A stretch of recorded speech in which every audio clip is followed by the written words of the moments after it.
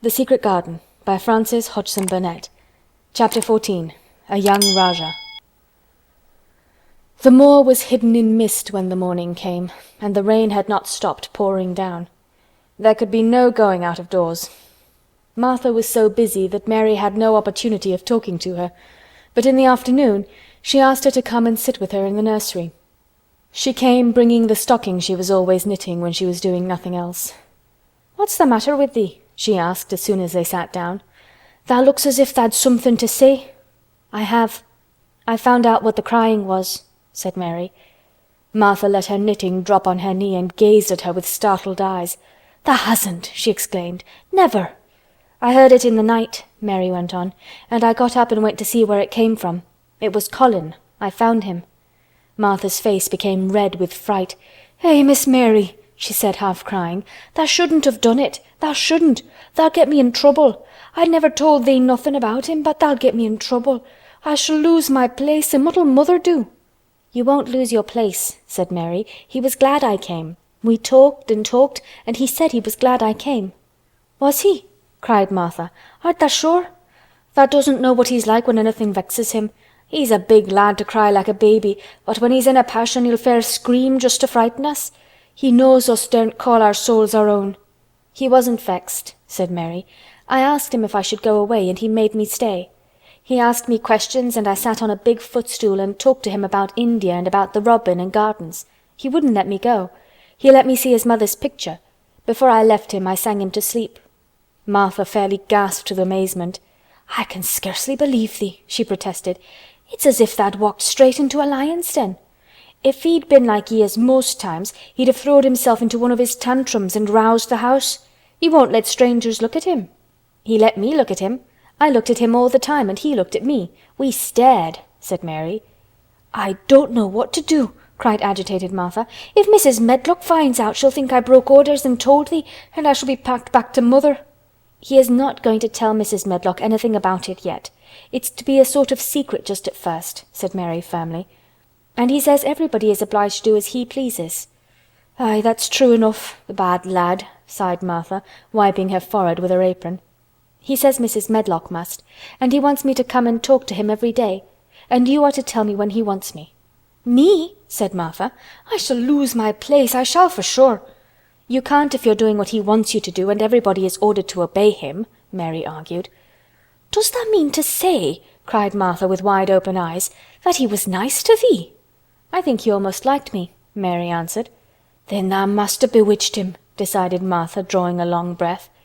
"Do you mean magic?" inquired Mary. "I've heard about magic in India, but I can't make it.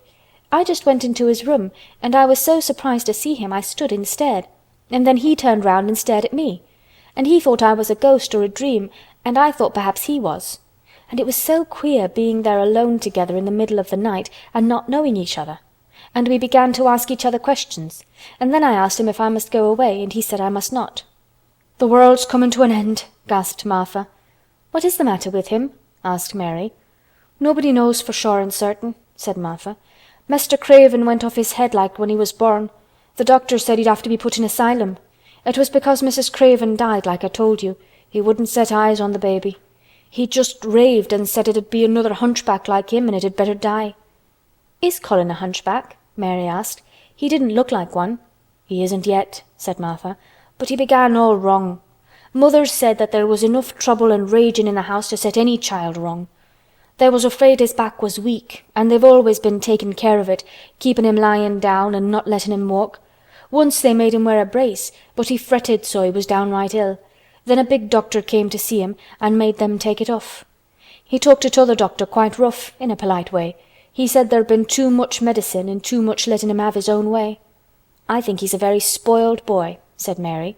"He's the worst young nowt as ever was," said Martha. "I won't say as he hasn't been ill a good bit. He's had coughs and colds that's nearly killed him 2 or 3 times. Once he had rheumatic fever, and once he had typhoid. Mrs. Medlock did get a fright then. He'd been out of his head, and she was talking to the nurse, thinking he didn't know nothing, and she said, 'He'll die this time sure enough, and best thing for him and for everybody.' And she looked at him, and there he was with his big eyes open, staring at her as sensible as she was herself. She didn't know what happened, but he just stared at her and says, You give me some water and stop talking." "Do you think you will die?" asked Mary.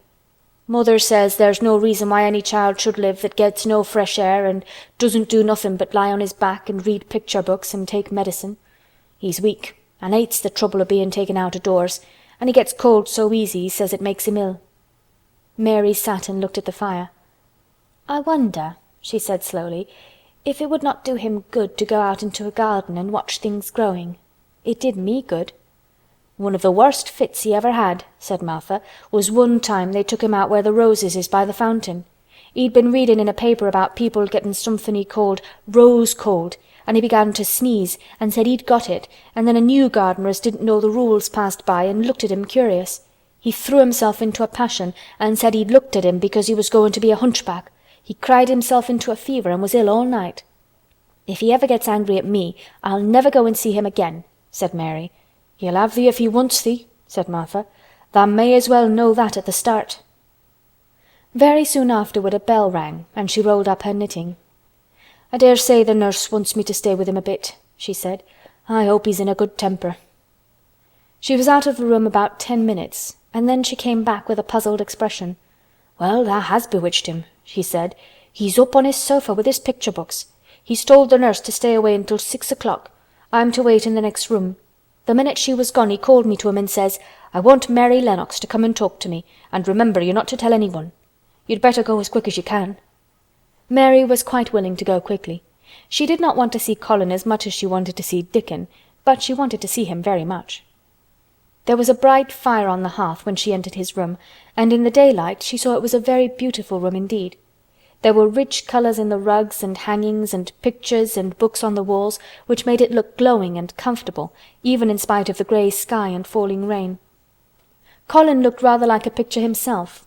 He was wrapped in a velvet dressing gown and sat against a big brocaded cushion. He had a red spot on each cheek. "Come in," he said. "I've been thinking about you all morning." "I've been thinking about you too," answered Mary. "You don't know how frightened Martha is. She says Mrs. Medlock will think she told me about you, and then she will be sent away." He frowned. "Go and tell her to come here," he said. "She's in the next room." Mary went and brought her back. Poor Martha was shaking in her shoes. Colin was still frowning. "Have you to do what I please, or have you not?" he demanded. "I have to do what you please, sir," Martha faltered, turning quite red. "Has Medlock to do what I please?" "Everybody has, sir," said Martha. "Well then, if I order you to bring Miss Mary to me, how can Medlock send you away if she finds it out?" "Please don't let her, sir," pleaded Martha. "I'll send her away if she dares to say a word about such a thing," said Master Craven grandly. "She wouldn't like that, I can tell you." "Thank you, sir," bobbing a curtsy. "I want to do my duty, sir." "What I want is your duty," said Colin more grandly still. "I'll take care of you. Now go away." When the door closed behind Martha, Colin found Mistress Mary gazing at him as if he had set her wondering. "Why do you look at me like that?" he asked her. "What are you thinking about?" "I'm thinking about 2 things." "What are they? Sit down and tell me." "This is the first one," said Mary, seating herself on the big stool. "Once in India I saw a boy who was a Rajah. He had rubies and emeralds and diamonds stuck all over him. He spoke to his people just as you spoke to Martha. Everybody had to do everything he told them, in a minute. I think they would have been killed if they hadn't."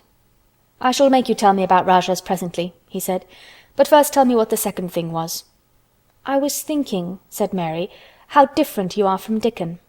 "Who is Dickon?" he said. "What a queer name." She might as well tell him.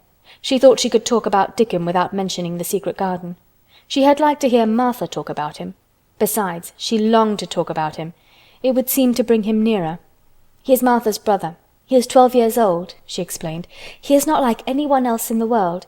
He can charm foxes and squirrels and birds, just as the natives in India charm snakes. He plays a very soft tune on a pipe and they come and listen." There were some big books on a table at his side and he dragged one suddenly toward him. "There is a picture of a snake charmer in this," he exclaimed. "Come and look at it." The book was a beautiful one with superb colored illustrations and he turned to one of them. "Can he do that?" he asked eagerly. "He played on his pipe and they listened," Mary explained. "But he doesn't call it magic. He says it's because he lives on the moor so much and he knows their ways." He says he feels sometimes as if he was a bird or a rabbit himself, he likes them so. I think he asked the robin questions. It seemed as if they talked to each other in soft chirps." Colin lay back on his cushion, and his eyes grew larger and larger, and the spots on his cheeks burned. "Tell me some more about him," he said. "He knows all about eggs and nests," Mary went on, "and he knows where foxes and badgers and otters live. He keeps them secret so that other boys won't find their holes and frighten them. He knows about everything that grows or lives on the moor." "Does he like the moor?" said Colin. "How can he when it's such a great, bare, dreary place?" "It's the most beautiful place," protested Mary. "Thousands of lovely things grow on it, and there are thousands of little creatures all busy building nests and making holes and burrows and chippering or singing or squeaking to each other. They are so busy and having such fun under the earth or in the trees or heather. It's their world." "How do you know all that?" said Colin, turning on his elbow to look at her. "I have never been there once, really," said Mary, suddenly remembering. "I only drove over it in the dark. I thought it was hideous. Martha told me about it at first, and then Dickon. When Dickon talks about it, you feel as if you saw things and heard them, and as if you were standing in the heather with the sun shining and the gorse smelling like honey and all full of bees and butterflies." "You never see anything if you are ill," said Colin restlessly. He looked like a person listening to a new sound in the distance and wondering what it was. "You can't if you stay in a room," said Mary. "I couldn't go on the moor," he said in a resentful tone. Mary was silent for a minute, and then she said something bold. "You might. Sometime." He moved as if he was startled. "Go on the moor? How could I? I'm going to die." "How do you know?" said Mary unsympathetically. She didn't like the way he had of talking about dying. She did not feel very sympathetic. She felt rather as if he almost boasted about it. "Oh, I've heard it ever since I remember," he answered crossly. "They're always whispering about it and thinking I don't notice. They wish I would, too." Mistress Mary felt quite contrary. She pinched her lips together. "If they wished I would," she said, "I wouldn't. Who wishes you would?" "The servants. And of course Dr. Craven, because he would get Misselthwaite and be rich instead of poor. He daren't say so, but he always looks cheerful when I am worse. When I had typhoid fever his face got quite fat. I think my father wishes it too." "I don't believe he does," said Mary quite obstinately. That made Colin turn and look at her again. "Don't you?" he said. And then he lay back on his cushion and was still, as if he were thinking, and there was quite a long silence.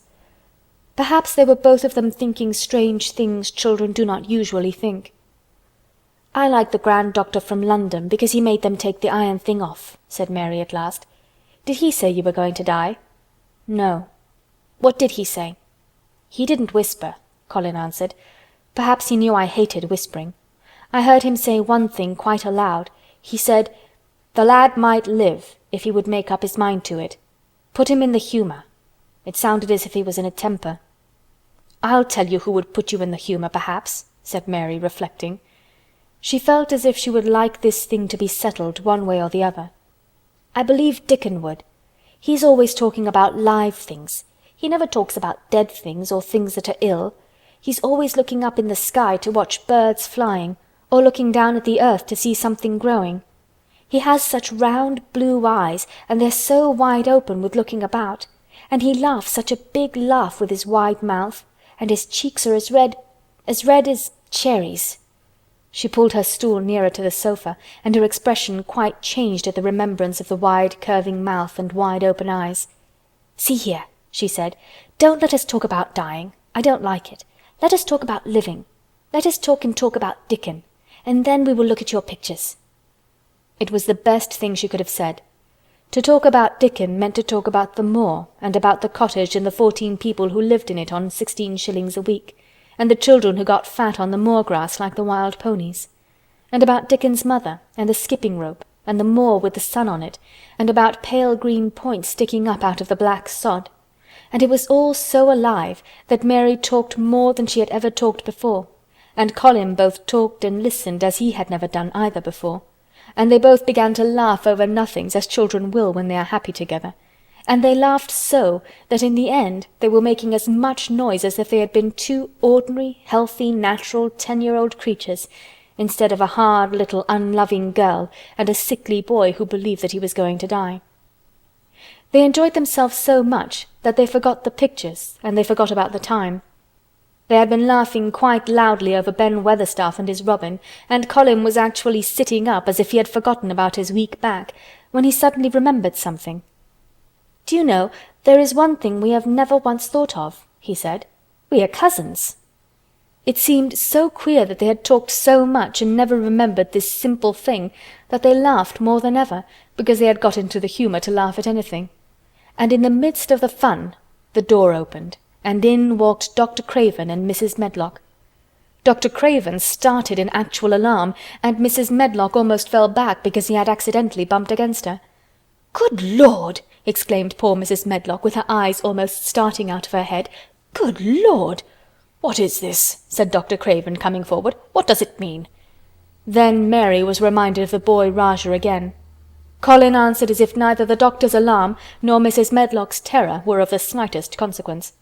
He was as little disturbed or frightened as if an elderly cat and dog had walked into the room. "This is my cousin, Mary Lennox," he said. "I asked her to come and talk to me. I like her.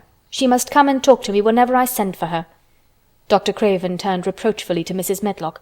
"Oh, sir," she panted, "I don't know how it's happened. There's not a servant on the place that dare to talk. They all have their orders." "Nobody told her anything," said Colin. "She heard me crying and found me herself. I am glad she came. Don't be silly, Medlock."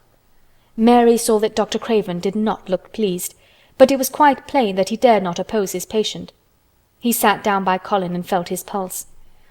"I am afraid there has been too much excitement. Excitement is not good for you, my boy," he said. "I should be excited if she kept away," answered Colin, his eyes beginning to look dangerously sparkling. "I am better. She makes me better. The nurse must bring up her tea with mine. We will have tea together." Mrs. Medlock and Dr. Craven looked at each other in a troubled way, but there was evidently nothing to be done. "He does look rather better, sir," ventured Mrs. Medlock, "but," thinking the matter over, "he looked better this morning before she came into the room." "She came into the room last night. She stayed with me a long time. She sang a Hindustani song to me and it made me go to sleep," said Colin. "I was better when I wakened up. I wanted my breakfast. I want my tea now. Tell nurse, Mrs. Medlock." Dr. Craven did not stay very long. He talked to the nurse for a few minutes when she came into the room, and said a few words of warning to Colin. He must not talk too much. He must not forget that he was ill. He must not forget that he was very easily tired. Mary thought that there seemed to be a number of uncomfortable things he was not to forget. Colin looked fretful and kept his strange black-lashed eyes fixed on Dr. Craven's face. "I want to forget it," he said at last. "She makes me forget it. That is why I want her." Dr. Craven did not look happy when he left the room. He gave a puzzled glance at the little girl sitting on the large footstool. She had become a stiff, silent child again as soon as he entered, and he could not see what the attraction was. The boy actually did look brighter, however, and he sighed rather heavily as he went down the corridor. "They're always wanting me to eat things when I don't want to," said Colin as the nurse brought in the tea and put it on the table by the sofa. "Now if you'll eat, I will. Those muffins look so nice and hot. Tell me about Rajah's." End of chapter 14.